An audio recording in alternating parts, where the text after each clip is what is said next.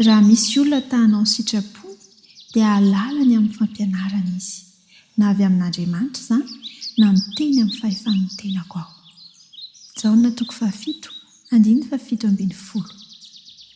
Hoy ny ambaran'ny tenin'Andriamanitra efa nivakiantsika teny am-piandohana amin'ny Jaona 7:7 manao hoe raha misy olona tahanao ny sitrapony dia alalany amin'ny fampianarana izy na avy amin'Andriamanitra izany na miteny ho ahy aho. Raha misy olona tahanao ny sitrapony dia alalany amin'ny fampianarana. Zava-dehibe ity resaka fampianarana ity namako eo amin'ny fahafantarana ny sitrapon'Andriamanitra. Ireo izay mandinika amin'ny mpanetretena sy amin'ny vavaka ny sokatra masina dia tena ahafantatra sy hanao ny sitrapon'Andriamanitra. Tsy salasala ny amin'ireo adidy izay tokony ataony amin'Andriamanitra ireny olona ireny. Raha misy olona tahanao ny sitrapony dia alalany amin'ny fampianarana izy na avy amin'Andriamanitra izany na tsy. Raha te hahafantatra ny zava-miafina ny amin'ny fahamasinana ary isika dia aoka anaraka ny tenin'Andriamanitra, ny fampianaran'Andriamanitra. Ka izao amin'ny alalan'ny fankatoavana irery ihany dia tsy maintsy izay no hahafantarana hoe tena avy amin'Andriamanitra na tsy avy amin'Andriamanitra. Ny fankatoavana.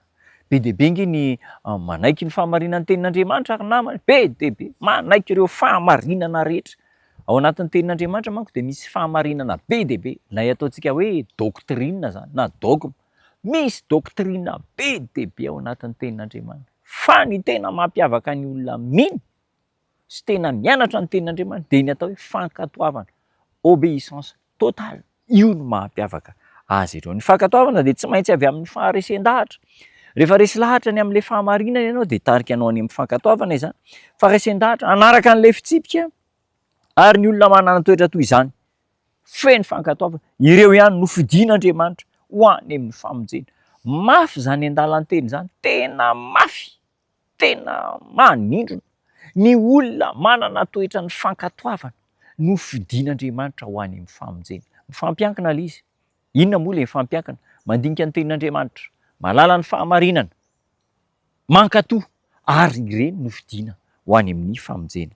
Zava-dehibe zany ahoana ary ny amin'ny tenin'Andriamanitra, ahoana ny fomba hafantarana ny amin'ny tenin'Andriamanitra. Rehefa mijery isika ao amin'ny tenin'Andriamanitra dia misy ohatra anankiroa zany raisintsika.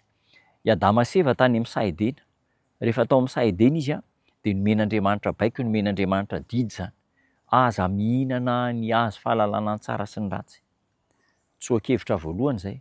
Ny olona ao anatin'ny fanjakan'Andriamanitra nomen'Andriamanitra ny didy folo, ny baikony. Ary mankatoa izy ireo. Rehefa tsy nankatoa Adama sy Eva dia ndroana ny ala teo amin'ny Saedena. Genesis 7 no mitantara an'izany. Ohatra faharoa dia izao ny zanak'Israely. Tao Egypta izy ireo nandritra ny 700 taona ny aina tao Egypta.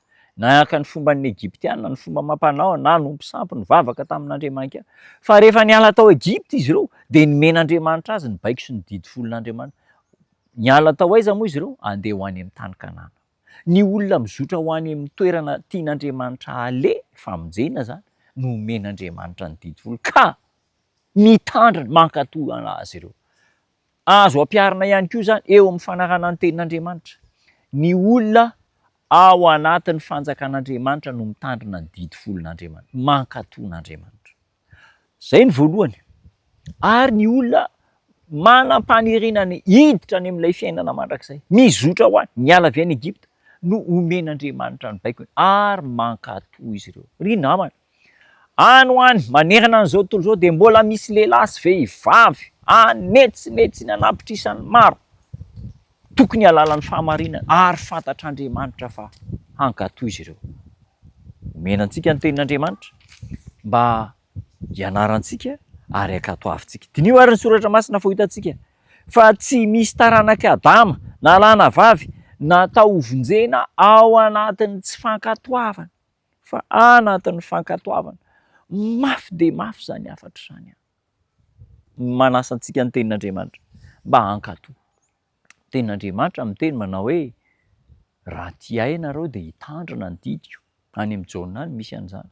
Ny fitandrema fankatoavana zany dia porofo ny fitiavana an'Andriamanitra ary mampirisika antsika mba hitia an'Andriamanitra ary rehefa avy eo hankatoa izay rehetra lazay. Ny baiboly no fitsipiky ny finoantsika ary tokony ho fototry ny fampianarana izay ataontsika.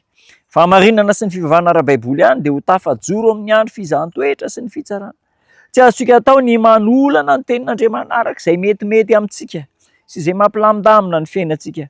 Tsy azontsika hovahana arak'izay arahany be sy maro ny fahamarinana amin'ny tenin'Andriamanitra, fa izay voarakitra ao amin'ny tenin'Andriamanitra dia voarakitra ao amin'ny tenin'Andriamanitra. Raisinao ve izany hafatra izany? Raisao am-pitiavana. Fanahy masina nampy an'izany eo am-ponao ka hahatonga anao hanaiky, hahatonga antsika hanaiky ary hankatony sitrapon'Andriamanitra. Andeha hivavaka ary isika. Tombontsara ny an-danitra misaotra anao izay fa nampahafantarinao anay ny fankatoavana ny teny rehetra izay nomenao mba hankatoavinay. Maniry ho voavonjy izay Tompo, maniry tarihinao ho any amin'ilay Kanana lanitra, tany vaovao sy lanitra vaovao hitoeran'ny fahamarinana sy ny fiadanana. Ampianaro hankatony teninao izahay ary ny fanapahan-kevitra izay ho raisiny tsiraray avy tanterao izany. Mety ho mafy, mety ho sarotra kanefa maniry famonjena izay dia ampio hantanteraka ny fankatoavana anao. Amin'ny anaranao Jesosy Tompo. Amen.